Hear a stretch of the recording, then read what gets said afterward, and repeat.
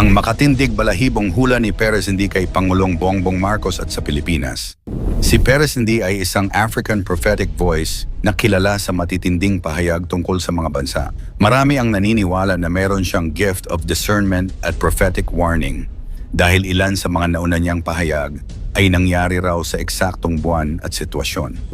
Sa kanyang pinakabagong mensahe, biglaan niyang ibinulalas ang mga nakita niya tungkol sa Pilipinas at kay Pangulong Bongbong Marcos. Mga pangyayaring aniya ay magsisimula pa lamang pagpasok ng 2026. Pang-10, ang nalalapit na pagbagsak sa kapangyarihan ni Pangulong Marcos. I'm seeing the people turning against you, especially in 2026.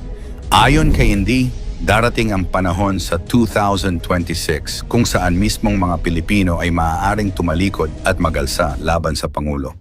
Aniya, may mga taong malapit kay Marcos na hindi niya alam na nagbabalak ng masama kabilang na ang tangkang pagpatay. Ito umano ang babalang dapat paghandaan ng Pangulo.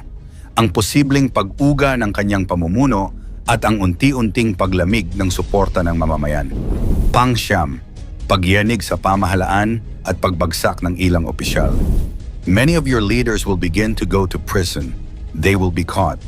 Tahasan niyang sinabi na ang taong 2026 ay magiging year of judgment for your leaders. Ayon sa kanya, maraming nasa pamahalaan ang masasangkot sa iskandalo, masasampahan ng kaso, at makukulong dahil sa mga lihim na matagal nilang tinatago. Ito raw ay simula ng espiritual na paghuhukom sa gobyerno. Isang malawakang pag-uga ng kapangyarihan sa mataas na posisyon. Pang-8, masidhing paghuhukom laban sa katiwalian. If you know you've corrupted the people's money, just repent before you get exposed. Diretsong sinabi ni ND na may mga opisyal sa gobyerno na sangkot sa mabibigat na katiwalian at lihim na kulto. Babala niya, kung hindi sila magsisisi, lalabas sa liwanag ang kanilang mga ginawa at sila ay mahuhulog sa matinding kaparusahan. Para kay ND, ang korupsyon sa Pilipinas ay isa sa pinakamalaking dahilan kung bakit darating ang mga sakuna at pagyanig sa bansa. Pang-7, apoy at lindol sa buong Enero 2026. I saw fire, disaster and earthquake. January 6, January 18, January 22, January 27. Pinaka-controversial sa lahat ang sinabi niyang tiyak na petsa ng mga sakuna. Sunog, lindol at pagkawasak ang kanyang nakita sa iba't ibang panig ng bansa. Partikular ng Enero 2026. Para sa kanya, ito ang unang alon ng pagyanig na magbubukas sa serye ng mas matitinding pangyayari. Pang-6, espiritual na paghuhukom dahil sa paganong selebrasyon. They ignore the voice of the Lord because of their pagan festivals. Tahasang sinabi ni Hindi na ang mga traditional na kapistahan, particular sa Enero, ay nagiging dahilan ng espiritual na galit ng Diyos. Anya, ang patuloy na pagdiriwang ng mga ito ay nagbubukas ng pintuan sa mga sakuna. At hindi ito basta aksidente, kundi bunga ng espiritual na pagsuway. Pang-5, malakihang aksidente sa tubig at himpapawid. January 1st, through the water, through the air. May malakas siyang babala sa mismong unang araw ng 2026. Posible raw na may maganap na mabigat na aksidente sa dagat o himpapawid. Hindi niya rin ito tinawag na chance accident, kundi isang planadong pangyayari. Pang-4, pagsiklab ng apoy sa isang higanting gusali sa Maynila. This mega building, catching fire. Nakita raw ni Indy na isang napakalaking gusali sa mismong kabisera ng Pilipinas ang matutupo. Hindi niya binanggit ang pangalan, ngunit ayon sa kanya, ang sunog na ito ay magiging simbolo ng mas malaking krisis na paparating. Pang-8, pag-usbong ng terorismo at pagdami ng taong dudukutin. I'm seeing some terrorist groups sponsored by some people in the corrupt government. Nakakita raw siya ng mga planadong pagdukot, karahasan, at aktibidad ng ilang grupong may kaugnayan sa terorismo. At ikinagulat ng marami ang sinabi niyang may mga nasa gobyerno ang nagbibigay umano ng suporta sa mga ito. Pangalawa, 6 na bulkan at lindol na magnitude 7 to 8. 6 volcanoes and a lot of earthquakes. Para kay Indy, 2026 ay hindi lamang taon ng sunog, kundi ng serye ng pagputok ng bulkan at malalakas na lindol. Hindi ito maliit na pagalog, kundi mga lindol na kayang magdulot ng pambansang kaguluhan. At ang ating number 1, taon ng pambansang hatol at panawagan ng pagsisisi. If you guys don't repent, those who don't repent will be removed. Ito raw ang pinakasentro ng kanyang mensahe. Ang 2026 ay Year of Judgment para sa Pilipinas. Kung hindi raw tutugon ang pamahalaan at ang sambayanan sa panawagan ng 3 araw na fasting at repentance, haharap ang bansa sa paghuhukom na hindi pa nararanasan. Ang nakakakilabot na hula ni Jay Costura sa Pilipinas sa taong 2026. Sa paglapit ng 2026, muling umingay ang pangalan ni Jay Costura, isa sa pinakakilalang manghuhula sa Pilipinas. Marami na raw siyang prediction noon na tumama.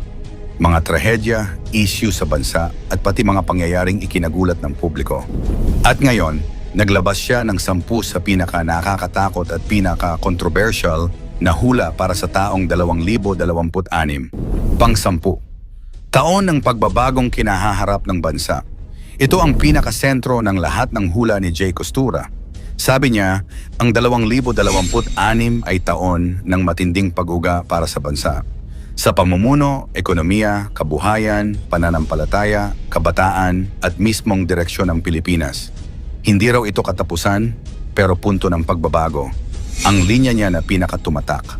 Ang Pilipinas ay hindi mawawasak, pero yayanigin muna bago itayo muli. Pang-9, paglaho ng isang kilalang artista. Ayon sa kanya, may isang napakasikat na artista o posibleng buong celebrity family ang biglang mawawala sa spotlight.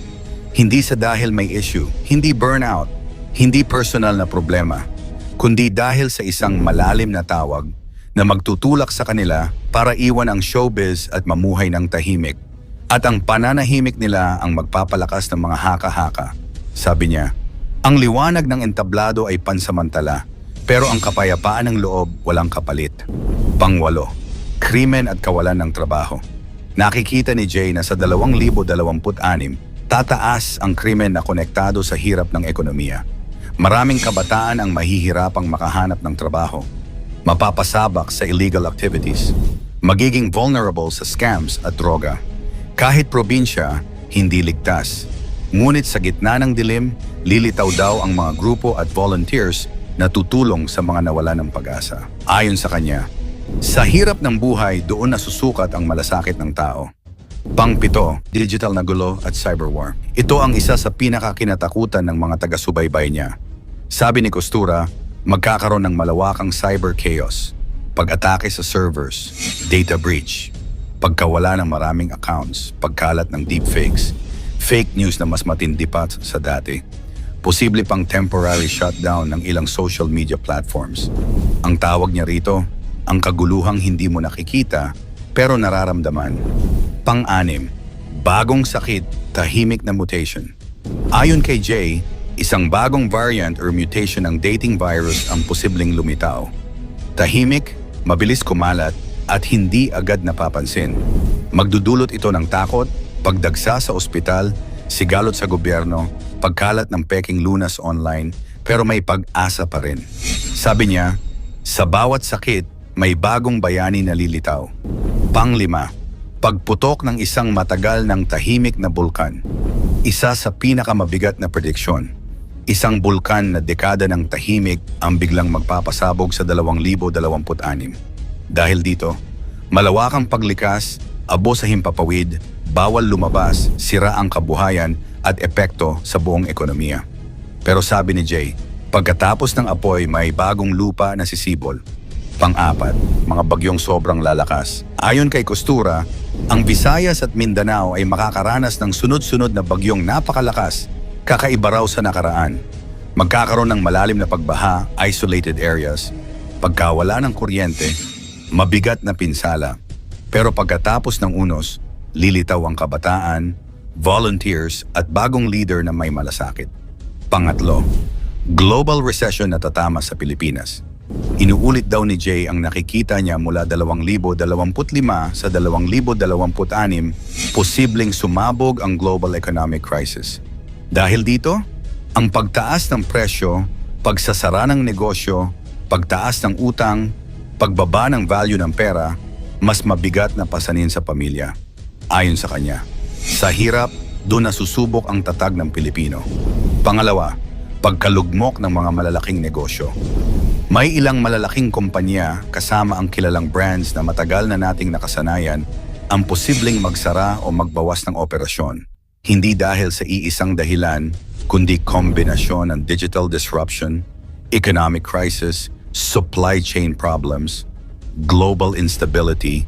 Ito raw ang magpapayanig sa merkado. Sabi niya, ang higante kapag natumba, maraming madadamay. At ang ating number 1, pagising ng mga kabataan. Sabi ni Jay Costura, ang kabataan ang unang gagalaw.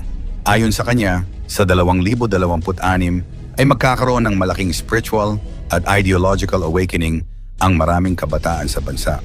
Hindi ito simpleng pag-aktibo, kundi pagbabago ng pananaw, pagtanong sa nakasanayan, at paghahanap ng mas malalim na katotohanan. Pero babala niya, kapag hindi handa ang puso madaling maligaw, may kabataan din daw na maaakit ng maling aral, bagong sekta, or online personalities na may mapanganib na impluensya. Mangyari man o hindi ang mga hulang ito, tandaan, ang tunay na kapangyarihan ay nasa Diyos, hindi sa mga manghuhula. Kung naniniwala ka na sa Diyos lamang ang magtiwala, i-type ang Amen sa comment section. I-like at i-share ang video. Salamat at God bless.